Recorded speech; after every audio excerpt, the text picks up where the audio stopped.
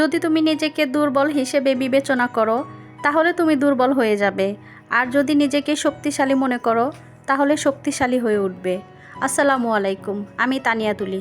দেশ ও দেশের বাইরে, কাছে ও দূরে যে যেখান থেকে আমার ভিডিওটি দেখছেন, আশা করি সকলে ভালো আছেন। আল্লাহর অশেষ রহমতে আমিও ভালো আছি। ভিডিও শুরুতে যে নীতি কথাগুলো আমি বলেছি সেগুলো সবসময় আমি আমার মেয়েকে বলে থাকি। এগুলো বললে ও মনে অনেক সাহস পায়। যে কোনো কাজের আগে দেখা যায় যে আম্মু আমি এটা পারবো কি এরকম করতে থাকে। তো আমি যখন বলি যে তুমি অবশ্যই পারবা, কেন তুমি পারবা না, চেষ্টা করলে মানুষ কি না পারে। তো মাঝে মধ্যে কিছু সাহস দেই, কিছু ভালো ভালো কথা শোনাই, তখন দেখা যায় ওর মনের মধ্যে একটু সাহস আসে, তখন কাজগুলো করতে থাকে। তো আমরা তো মা হয়ে তো সাহস দিতেই হবে, নইলে সাহস কোথায় পাবে। যাই হোক, আমি সকালবেলা ঘুম থেকে উঠে আজকে অনেকগুলো পেঁয়াজ ব্লেন্ড করে নিয়েছি। সামনে তো ওদের পরীক্ষা আসছে, তো পেঁয়াজটা যদি ব্লেন্ড করে আমি ডিপে ফ্রোজেন করে রাখি, দেখা যায় যে বেশিরভাগ সময় তো চিকেন রান্না করা হয়, তো ওদের জন্য মানে আমার রান্নার ক্ষেত্রে সুবিধা হয় আর কি। আমি তাড়াতাড়ি এটা বের করে রান্না করতে পারি। এখন আমি ডিম ভুনা করে নিচ্ছি। ডিম ভুনা না, এটা আলু দিয়ে আমি ডিম রান্না করব দুপুরের জন্য। সকালের নাস্তা যেহেতু করা শেষ, আর আজকে একটি স্পেশাল দিন, সেটা হলো আমার মেয়ের স্কুলে আজকে বিজ্ঞান মেলা, সায়েন্স ফেয়ার আর কি। তো সেখানে যাব। তো কালকে রাত্রে তো রাত 12টা 12:30 পর্যন্ত তার সায়েন্স ফেয়ারের যে প্রজেক্ট সেটার কাজ চলছিল। সকালবেলা ঘুম থেকে উঠে মেয়ে স্কুলে চলে গেছে প্রজেক্ট নিয়ে। এখন আমি দুপুরের রান্নাটা কিছুটা এগিয়ে রাখছি। ডিমটা আমি এখানে আলু দিয়ে রান্না করব, রান্না করে রেখে স্কুলে গিয়ে ওখান থেকে এসে আবার কিছু রান্না করব। তো আমি ডিমটা আগে একটু ভেজে নিয়ে তারপরে মশলা কষিয়ে আলু সিদ্ধ করে রেখেছিলাম, আলুগুলো দিয়ে ভালো করে কষিয়ে নিয়ে এর মধ্যে ঝোল দিয়ে ডিমের তরকারিটা রান্না করে ফেলবো। আর ডিমের তরকারি সাধারণত যেভাবে রান্না করে আমি ওইভাবেই রান্না করেছি। এভাবে রান্না করলে আজান টিউলিপ ওরা পছন্দ করে আর কি। তো মাছও রান্না করব, কিন্তু আজান তো ছোটো মাছ খেতে পারে না, এর জন্য ওর জন্য ডিম ভুনা করছি। টিউলিপ খেতে পারে, টিউলিপ পছন্দ করে ছোটো মাছ।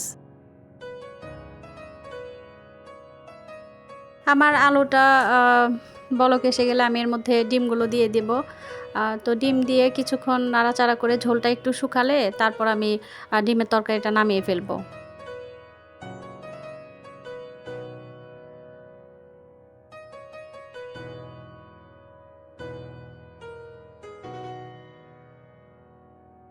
আমি নামানোর আগে এর উপর দিয়ে সামান্য গরম মশলার গুঁড়া ছিটিয়ে দেব।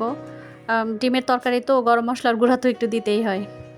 তো আমার ডিমটা রান্না করা শেষ, এখন আমি রেডি হয়ে মেয়ের স্কুলে চলে যাব। ওইখানে গিয়ে ওর বিজ্ঞান মেলা ঘুরে দেখবো, আপনাদেরকেও দেখাবো। তো আমি এসে গেছি মেয়ের স্কুলে। এখানে টিউলিপদের স্কুলের গেট থেকে আমি ভিডিওটা শুরু করেছি। তো ওদের স্কুলের 2টা গেট, প্রথম গেট থেকে দ্বিতীয় গেটে গিয়ে তারপর ওদের স্কুলের মাঠটা আর কি। তো যেহেতু এখানে নতুন ভবন হচ্ছে, মাঠটা একটু ছোট হয়ে গেছে।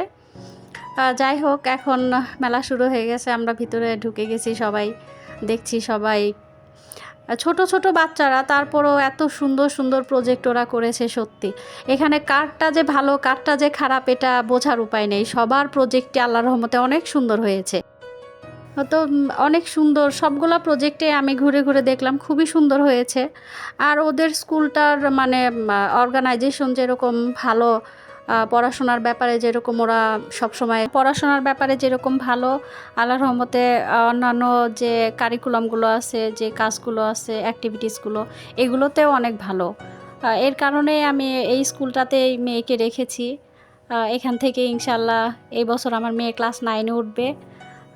এখান থেকে এসএসসি পাশ করবে ইনশাল্লাহ। আপনারা সবাই দোয়া করবেন আমার মেয়ের জন্য, আমার মেয়ের ভবিষ্যৎ যেন ভালো হয় সেই দোয়াটাও করবেন। এটা আমার মেয়ের প্রজেক্ট, আমার মেয়ে গ্রিন হাউস বানিয়েছে। আর এটা আমার মেয়ে, এই প্রজেক্টটা আমার মেয়ে নিজের হাতে করেছে, নাগরদোলাটা নিজের হাতে বানিয়েছে, আর ওইটা দলীয়ভাবে করেছে। আমি পুরো মেলাটা সম্পূর্ণ ঘুরে দেখেছি, আপনাদেরকেও দেখানোর চেষ্টা করলাম। এর মধ্যে কিছু কিছু প্রজেক্ট হয়তো মিসিং হয়েছে, ভিডিও করা হয়নি। যাই হোক, আমি এখন বাসায় চলে এসেছি। বাসায় এসে মুড়ি ঘন্ট রান্না করব। এর জন্য আমি এখানে মুগের ডালটা নিয়েছি। মুগের ডালটা একটু ভালো করে ভেজে নিব। মুগের ডালটা ভাজা হলে এটাকে আমি ঠান্ডা হওয়ার জন্য এক সাইডে রেখে স্কুল থেকে আসার সময় কিছু শাক কিনে নিয়ে এসেছিলাম, সেগুলো কেটে ধুয়ে নিচ্ছি। শাক ভাজি করব, মুড়িঘণ্ট রান্না করব। আমার ভিডিওটি দেখতে দেখতে কোনো অংশ যদি আপনার ভালো লেগে থাকে তাহলে অবশ্যই আমার চ্যানেলটি সাবস্ক্রাইব করে দিবেন।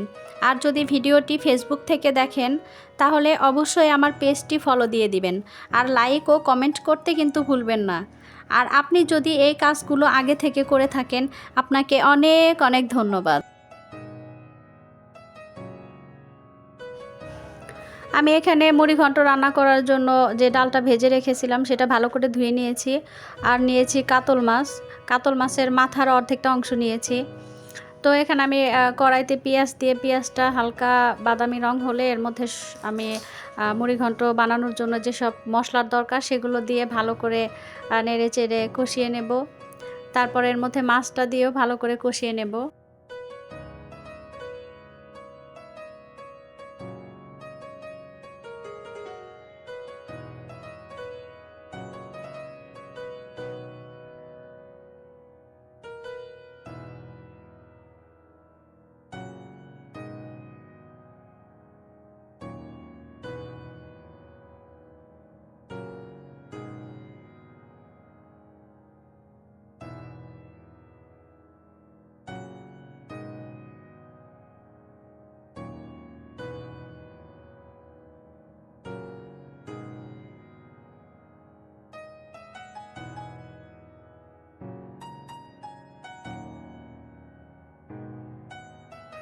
আমার মশলাগুলো ভালো করে কষানো হয়ে গেছে। আমি এর মধ্যে মাছের মাথাগুলো দিয়ে ভালো করে নেড়ে চেড়ে মশলার সাথে মিশিয়ে হালকা একটু সিদ্ধ করে নিব।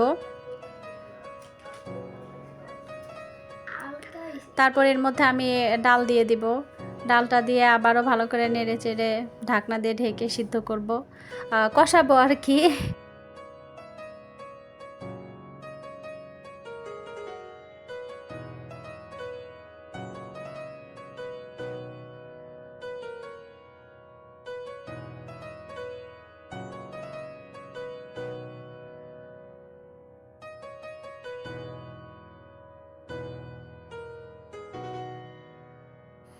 আমার মুড়িঘণ্টটা রান্না করা শেষ। আমি এখন এর উপরে সামান্য পরিমাণ গরম মশলার গুঁড়া ছিটিয়ে দিয়ে নামিয়ে ফেলবো।